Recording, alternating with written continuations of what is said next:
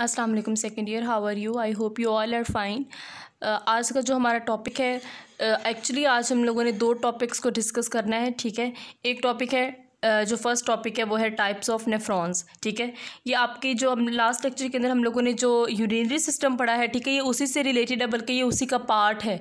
ठीक है, तो आज का जो पहला टॉपिक है, जो हमने चीज़ पहली डिस्कस करनी है, वो टाइप्स ऑफ नेफ्रॉन्स हैं। ठीक है, तो first of all you can see in the diagram, जो पहली ऊपर डायग्राम दी हुई है। ठीक है, हम लोग नेफ्रॉन को जब पढ़ते हैं तो हम लोग किडनी के फंक्शन को एक्चुअली पढ़ रहे होते हैं। तो टाइप्स ऑफ नेफ्रॉन को समझने के लिए भी हमें किडनी का स्ट्रक्चर पता होना चाहिए। ठीक है, तो ये थोड़ा सा किडनी का स्ट्रक्चर है कि जो नेफ्रॉन्स होते हैं वो किडनी के अंदर कहाँ कहाँ प्रेजेंट होते हैं, कितनी तरह के नेफ्रॉन होते हैं, ये हमें इस स्ट्रक्चर से पता चलेगा। फर्स्ट ऑफ ऑल दो तरह के नेफ्रॉन्स होते हैं। ठीक है, जो कि किडनी के अंदर प्रेजेंट होते हैं। अब अगर हम लोग डायग्राम को देखें तो ये जो पोर्शन है, रेड वाला जो पोर्शन है, ठीक है, ये आउटसाइड द किडनी है। आउटसाइड ही मतलब है तो किडनी का पार्ट ही, लेकिन ये बाहर की तरफ है। इस पोर्शन को बोलते हैं कॉर्टेक्स, और ये जो अंदर वाला पोर्शन है, इस पोर्शन को बोलते हैं मेडुला। ठीक हो गया। अब अगर हम इन दोनों पोर्शन का एक तरह से सेक्शन देखें, ये कॉर्टेक्स और मेडुला दोनों को, ठीक है, तो यहाँ पे ये जो डायग्राम नीचे दी हुई है, ये इसका सेक्शन शो करता है। अब इसके अंदर क्या होता है कि जो नेफ्रॉन्स कॉर्टेक्स के अंदर प्रेजेंट होते हैं उसको हम लोग बोलते हैं कॉर्टिकल नेफ्रॉन्स। ठीक है, जो नेफ्रॉन्स कॉर्टेक्स के अंदर प्रेजेंट होते हैं उसको हमने क्या कहा? Cortical nephron. ठीक हो गया। और उसके अलावा जो नेफ्रॉन मेडुला के अंदर नहीं होते, लेकिन कॉर्टेक्स और मेडुला के बॉर्डर पे प्रेजेंट होते हैं, उसको बोलते हैं जक्स्ट्रा मेडुलरी नेफ्रॉन। आप ये जो जिसको मैंने सर्कल किया हुआ है ब्लू, ठीक है, ये नेफ्रॉन मैंने बनाया है ब्लू कलर का। इसको देखें आप लोग, ये जो दरमियान का ये रेड बॉर्डर बना हुआ है, ये इसके ऊपर है। ठीक है, जो ये नेफ्रॉन बना हुआ है ब्लू कलर का, ये इस बॉर्डर के ऊपर, और ये बॉर्डर क्या है? ये कॉर्टेक्स और मेडुला का बॉर्डर है। ठीक है, इट्स मीन कि जो नेफ्रॉन कॉर्टेक्स और मेडुला के बॉर्डर पे प्रेजेंट होगा उसको हम लोग बोलेंगे जक्स्ट्रा मेडुलरी नेफ्रॉन। ठीक हो गया। यहाँ से आपको पता चल गया कि दो तरह के ही नेफ्रॉन्स होते हैं, कॉर्टिकल नेफ्रॉन और जक्स्ट्रा मेडुलरी नेफ्रॉन। अब ऊपर इस डायग्राम पे आ जाएं। ठीक है, ये कॉर्टिकल नेफ्रॉन है और ये जक्स्ट्रा मेडुलरी नेफ्रॉन है। क्या डिफरेंस इसके अंदर नज़र आ रहा है? इसके अंदर डिफरेंस ये है कि इसका लूप ऑफ हेनले जो है वो लंबा है, लॉन्ग है, इसका लूप ऑफ हेनले जो है वो शॉर्ट है। ठीक है, तो यही दोनों के दरमियान डिफरेंस होता है स्ट्रक्चर में। अगर हम लोग देखें, जो कॉर्टिकल का नेफ्रॉन होता है उसका लूप ऑफ हेनले हाइट में छोटा होता है, लेकिन जो जक्स्ट्रा मेडुलरी का नेफ्रॉन होता है उसका लूप ऑफ हेनले हाइट में बड़ा होता है, वो लॉन्ग होता है। अब ये था स्ट्रक्चरल डिफरेंस। अब अगर हम लोग इसके फंक्शन की तरफ आते हैं, फंक्शन को देखें, तब भी ये दोनों आपस में डिफरेंट हैं।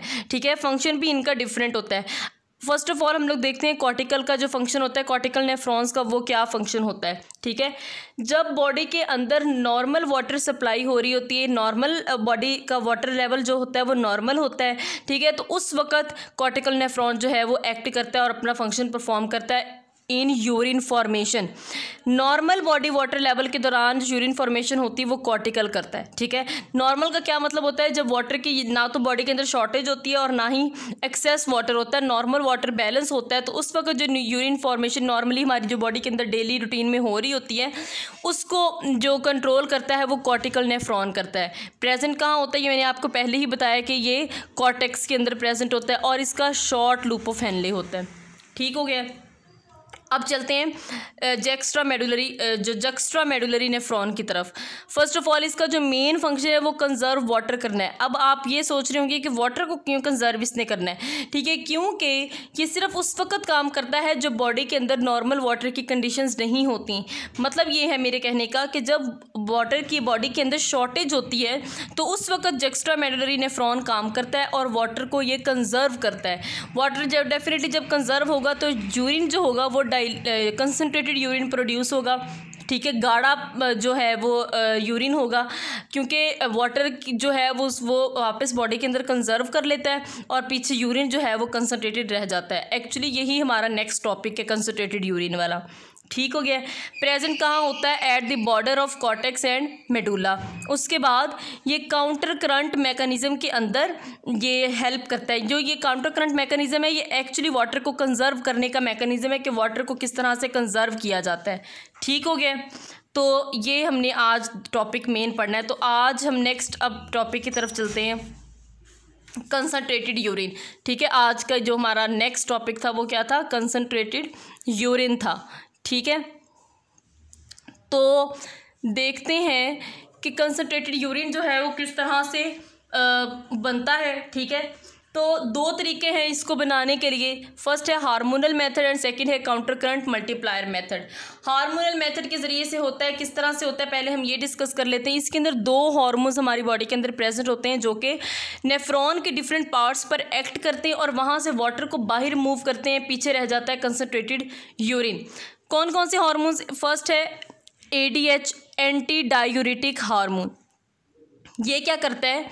ये कलेक्टिंग डक्ट और डिस्टल कॉन्वुलेटेड ट्यूब्यूल के ऊपर एक्ट करता है। कलेक्टिंग डक्ट जो सबसे लास्ट वाला पार्ट होता है नेफ्रॉन का, और जो डिस्टल कॉन्वुलेटेड ट्यूब्यूल जो उससे पहले वाली जो मुड़ी हुई ट्यूब्यूल्स होती हैं, ये वाला हार्मोन उसके ऊपर एक्ट करता है और वाटर को जो है वो बाहर निकालता है। ठीक है, उन ट्यूब्यूल से।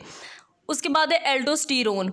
ये क्या करता है? ये असेंडिंग लूप ऑफ हेनले पर एक्ट करता है। आपको पता है कि नेफ्रॉन के अंदर दो लूप्स होते हैं, एक डिसेंडिंग लूप ऑफ हेनले होता है और एक असेंडिंग होता है। ठीक है, जो डिसेंडिंग होता है उसमें क्या होता है? वाटर एंड सॉल्ट्स की जो मूवमेंट होती है वो नीचे की तरफ होती है। जो असेंडिंग होता है उसमें वाटर एंड सॉल्ट्स की जो मूवमेंट है वो ऊपर की तरफ होती है। इस वजह से उसको असेंडिंग लूप ऑफ हेनले करता है, हेनले कहते हैं। ठीक है, ये असेंडिंग लूप ऑफ हेनले पर एक्ट करता है और ये क्या करता है? ये सोडियम आयंस को बाहर निकालता है ट्यूब्यूल से। ठीक है, सोडियम आयन पॉजिटिव होते हैं तो उसके पीछे पीछे नेगेटिव आयंस जो होते हैं, क्लोराइड आयंस, वो भी मूव करते हैं। इट्स मीन सॉल्ट्स जो हैं वो बाहर मूव कर गए। ठीक है, इंटरस्टिशियल फ्लूइड के अंदर पीछे रह गया वाटर। वाटर ने अब सॉल्ट्स को बैलेंस करना है तो वो भी पीछे पीछे मूव करेगा इनके। ठीक है, इस तरह से वाटर जो है वो कंजर्व हो जाता है और पीछे रह जाता है कंसनट्रेटेड यूरिन। ठीक हो गया। आगे अगर हम लोग अब देखें ये काउंटर करंट जो है इसका मैकेनिज्म। ठीक है, काउंटर करंट मैकेनिज्म का मेन फंक्शन क्या होता है? इसने कंसनट्रेटेड यूरिन प्रोड्यूस करना होता है। ठीक है, ये क्या करता है? इसका सेकंड फंक्शन है gradual increase in osmolarity. Osmolarity कहते हैं वाटर एंड सॉल्ट बैलेंस को। ये कॉर्टेक्स और मेडुला के अंदर ऑस्मोलैरिटी प्रोड्यूस करता है। ठीक है, और सोडियम को ये ट्यूब्यूल से बाहर निकालता है। किस तरह से? सोडियम खुद ब खुद तो बाहर नहीं निकल सकता, वो उसको एनर्जी की ज़रूरत होती है, इस वजह से वो एक्टिव ट्रांसपोर्ट के ज़रिए से उसको बाहर निकालता है। ठीक है, और जैसे जैसे सोडियम बाहर निकलेगी तो क्लोराइड आयंस भी बाहर निकलेंगे। ठीक है, तो एट द एंड इसने प्रोड्यूस क्या करना है? कंसनट्रेटेड यूरिन प्रोड्यूस करना है। ठीक हो गया। एक डायग्राम के ज़रिए से मैं इसको आपको समझाऊंगी। ठीक है, कि ये किस तरह से करता है concentrated urine produce. So this is the diagram. ठीक है, तो अब देखें इसके अंदर क्या होता है। मैंने आपको बताया था कि दो लूप्स होते हैं, एक ये वाला होता है। ठीक है, ये होता है डिसेंडिंग लूप ऑफ हेनले, और एक होता है ये वाला। ठीक है, ये होता है असेंडिंग लूप ऑफ हेनले। इसके अंदर वाटर एंड सॉल्ट्स जो है वो ऊपर की तरफ मूव करते हैं और इसके अंदर वाटर एंड सॉल्ट्स जो है वो नीचे की तरफ मूव कर रहे होते हैं। ठीक हो गया। अब होता है, पहले मैं आपको एक और बात बता दूं कि ये जो ADH मैंने आपको बताया था ये एक्ट करता है कलेक्टिंग डक्ट के ऊपर और डिस्टल ट्यूब्यूल के ऊपर। एल्डोस्टेरोन किसके ऊपर एक्ट करता है? असेंडिंग लूप ऑफ हेनले पर। ठीक है, अब ये क्या होता किस तरह से है? अब क्या होता है, जब ये हार्मोन्स एक्ट करते हैं तो उस वक्त ये जो वाटर ग्रीन कलर के डॉट्स हैं ये सारे वाटर को शो कर रहे हैं और जो पर्पल हैं ये सारे सोडियम क्लोराइड को शो कर रहे हैं। ठीक है, अब क्या होता है कि जो वाटर होता है वो सबसे पहले सोडियम जो होता है ये एक्टिव ट्रांसपोर्ट के ज़रिए, ठीक है, ये बॉडी से बाहर मूव करता है। सोडियम चूँकि पॉजिटिव है, ठीक है, तो पीछे पीछे इसके क्लोराइड आयन भी आ जाएगा नेगेटिव। बीइंग नेगेटिव, ठीक है। अब जब ये सॉल्ट्स बाहर की तरफ, अब बेटा ये जो सारा एरिया है ना, ये बाहर वाला सारा एरिया, इसको बोलते हैं इंटरस्टिशियल फ्लूइड। ये जो सोडियम और क्लोराइड है ये इस इंटरस्टिशियल फ्लूइड के अंदर मूव कर जाते हैं, ठीक है। अब क्या होता है कि सोडियम और क्लोराइड है, इन दोनों ऑपोजिट है, तो ये बाहर मूव कर जाएंगे।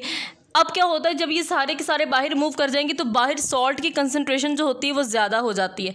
उसको बैलेंस करने के लिए वाटर जो होता है वो भी बॉडी से बाहर मूव करेगा। यहाँ से वाटर मूव कर गया, यहाँ से वाटर मूव कर गया, यहाँ पे भी जितना वाटर है वो बॉडी से बाहर की तरफ जो है वो मूव कर गया, ठीक है।